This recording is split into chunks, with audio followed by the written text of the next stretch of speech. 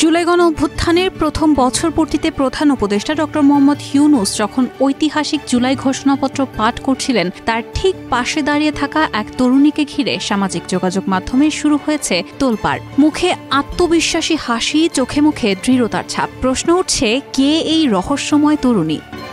ঘোষণাপত্র পাঠের আগে মঞ্চে উঠে তিনি দিয়েছিলেন আবেগমাখা এক বক্তব্য, যা মুহূর্তেই ছুঁয়ে যায় উপস্থিত সবার হৃদয়। খোঁজ নিয়ে জানা গেল তিনি আর কেউ নন, জুলাই গণ অভ্যুত্থানে প্রাণ হারানো শহীদ মাহমুদুর রহমান সৈকতের বোন সাবরিনা আফরোজ শ্রাবন্তী।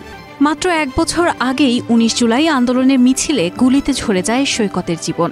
আজ সেই শহীদেরই বোন দাঁড়িয়ে আছে সেই মঞ্চে, যেখানে গণতন্ত্রের নতুন অঙ্গীকার উচ্চারিত হচ্ছে, আর উপস্থিতি যেন নীরব এক প্রতিজ্ঞা, ভাইয়ের রক্তের ঋণ বৃথা যাবে না।